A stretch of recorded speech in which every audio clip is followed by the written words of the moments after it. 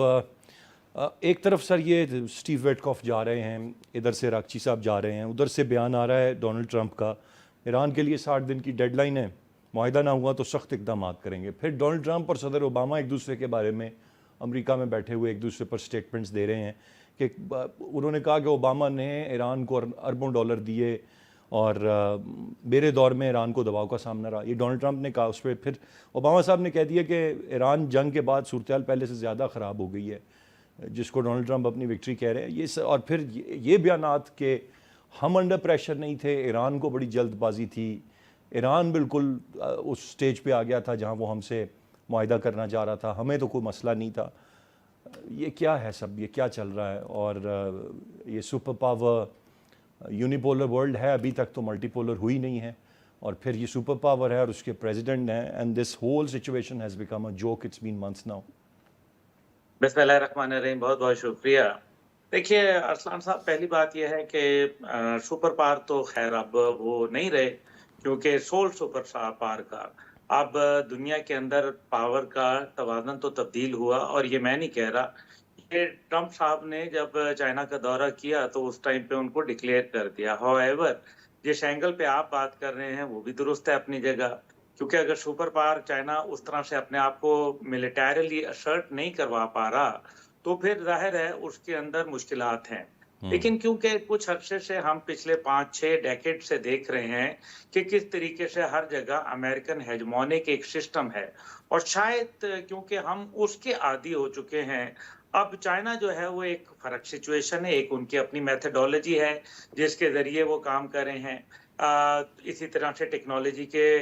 اندر وہ کام کر رہے ہیں. اب جو جس طریقے سے چائنیز کمپنیز نے وہاں آئی ٹی کے اندر ڈومینیٹ کیا ہے, فرسٹ 5 کے اندر آئے ہیں, تو یہ بھی ایک ان کی نئی پالیسی ہے. جبکہ امریکہ یہ کہہ رہا ہے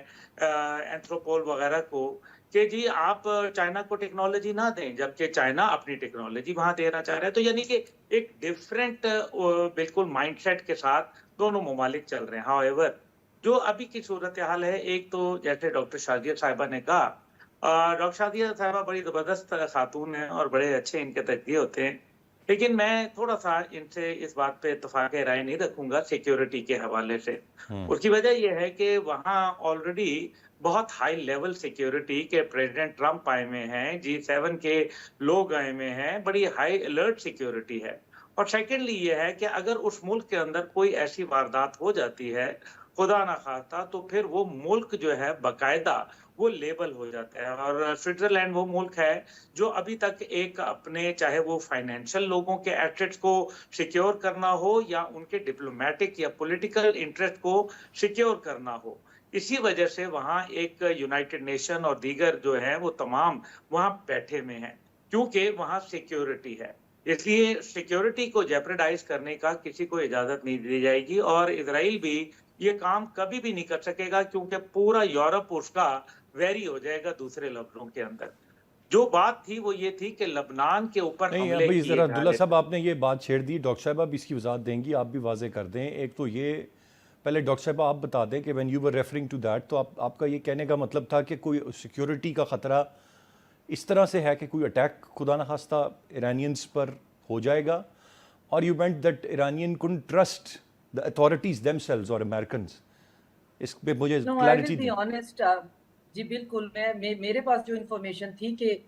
اٹیک جو ہے وہ پلان ہو گیا تھا. میرے ساتھ بہت 2 سینئر لوگ بیٹھے ہوئے ہیں, تو اور ان کو بھی پتا ہے کہ جو انفارمیشن آتی ہے اس کو پارس کرنا ہوتا ہے, فلٹر کرنا ہوتا ہے, اور وہ ہمیشہ جو ہے وہ 100% نہیں ہوتی, آپ کے سورسز پہ ڈپینڈ کرتا ہے کہ سورسز کیا ہیں. جی جی. سو جو سورسز کے حساب سے میرے پاس انفارمیشن آئی تھی وہ, اور میں ٹوٹلی گل صاحب کی بات سے ایگری بھی کر رہی ہوں, and he has a point, لیکن انفارمیشن یہ تھی کہ جو بھی ایک بیچ میں سنگولیرٹی میں ان کی اسیسینیشن کا پلان ہے, اور پھر اس کے بعد وہاں پہ جو قطری پیلس ہے کوئی, اب یہ تو ویسے تو یہ فکشنل سٹوری لگ رہی ہے, تو انہوں نے اس کو کہا تھا کہ بورو کر لے, اور پورا جو ہے وہاں پہ وہ ہل سائڈ ہے, وہاں پہ قطری پیلس تھا, تو اور پھر پاکستان کی اس کو حوالے بھی کرتے ہیں. لیکن اٹ واز ڈیفیکلٹ کہ ایٹ دا لاسٹ منٹ پھر ہم نے سوچا کہ ضرورت نہیں ہے اس بات کی. That was the information. لیکن ٹھیک ہے, اب اس پہ عبداللہ صاحب رسپونڈ, یہ بڑی ایک دلچسپ اینگل آپ نے اس پہ دے دی. मैं جی इसमें عبداللہ गुजारिश ये कर दूं अरसलान साहब جی جی کہ اس ٹائم پہ آپ کو پتا ہے सबसे ज्यादा वल्नरेबल जो हैं اس ٹائم پہ تہران میں لوگ ہیں. اگر کوئی پینیٹریٹ کر سکتا ہے اسرائیل یا کوئی اور تو وہ ایران میں کر سکتا ہے اور اس کی نمبر آف ایگزامپلز آپ کے سامنے موجود ہیں. ابھی آیت اللہ علی خامنئی کی شہادت کو دیکھ لیں, پاکپور کی شہادت کو دیکھ لیں, اس سے پہلے جنرل اسماعیل قانی کی شہادت کو دیکھ لیں, اسی طریقے سے اسماعیل ہانیہ کو آپ دیکھ لیں, اینڈ ابراہیم رئیسی آپ کا وہ کہ وہ اس کو بتاتے ہیں کہ ہاتھ ہے, بٹ مطلب آئی نو نا کہ یہ ایسا نہیں ہوتا. ہاؤ ایور اس سب کے اندر جو سیکیورٹی بالکل وہ ڈاکٹر صاحب جو بات کر رہی ہیں یہ پلان تو کرتے ہیں, یہ جان بوجھ کے انٹیلیجنس ایجنسیز ایک ہوا کریٹ کرتی ہیں کہ ہم شاید جو ہے وہ اٹیک کر دیں گے. جیسے یہی ہوتا ہے کہ جب دسمبر کی 25 آ رہی ہوتی ہے تو پاکستان کی تمام سیکیورٹی ادارے وہ کہہ دیتے ہیں کہ جناب تمام چرچوں کے اوپر ریڈ الرٹ ہے کیونکہ ہمارے پاس اطلاع ہے, انٹیل ہے کہ حملہ ہونے والا ہے. اب یہ نہیں پتا ہوتا کہ کیا یہ حملہ ہوگا بھی نہیں ہوگا, یہ کوئٹہ میں ہوگا خدا نہ خواستہ یا کسی اور شہر میں ہوگا وغیرہ وغیرہ. تو یہ میں یہ تو ایک ایسپیکٹ ہے, لیکن جو اس کا دوسرا ایسپیکٹ ہے وہ ہے لبنان کے اوپر بمباری.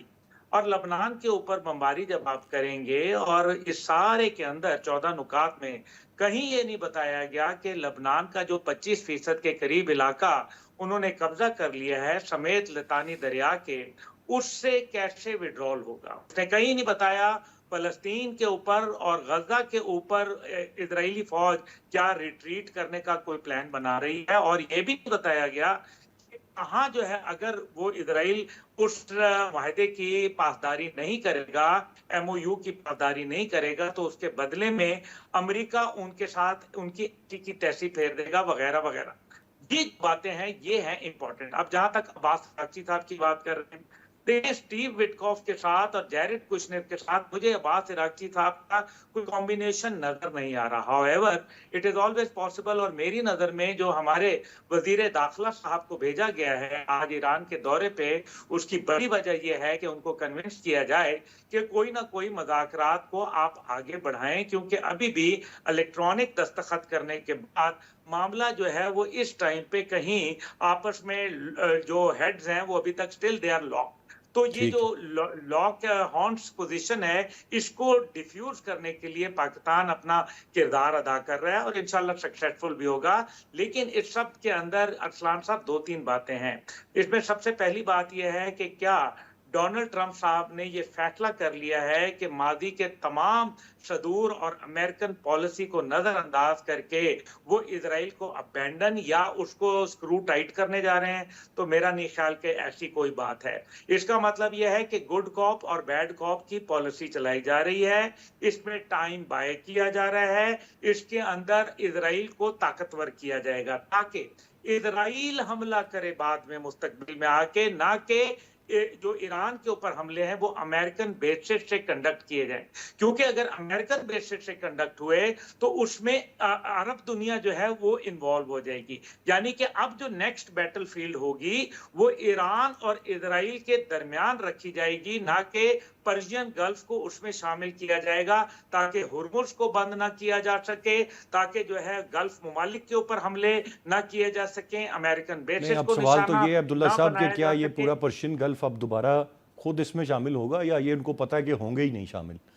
جو کچھ ہو نہیں, گیا اتنے پرشین سال. گلف تو بیچارے اب مجبور ہیں نا, وہ تو اب وہ کہتے ہیں نا جائے ماندم نہ پائے رفتم, اکانومی ان کا تباہ ہو گئی, ان کے جو ڈیفنس شیلڈ جو سو تھا دے وونٹ جو بی کہ پارٹ کچھ آف آل لوگوں دس نے تو اگین نا, جو اڈے دے کے اور کچھ جو نے تو پروٹیکشن کی اسرائیل سے بھی باتیں لی اور ہوئی ساری تھی, وہ تھیں بھی ان کی ختم ہو وہ گئی. تو ظاہر ہے وہ اب ان کی وہ باتیں نہیں مانی جائیں گی, نہیں چلیں گی. انہوں نے دیکھ لیا کہ بھئی کوئی نہیں آیا بچانے کے لیے ہمیں, اسی لیے بہت سارے ممالک اب کہیں اور دیکھ رہے ہیں یا اور اسٹریٹجیز اب ڈیزائن کر رہے ہیں. میں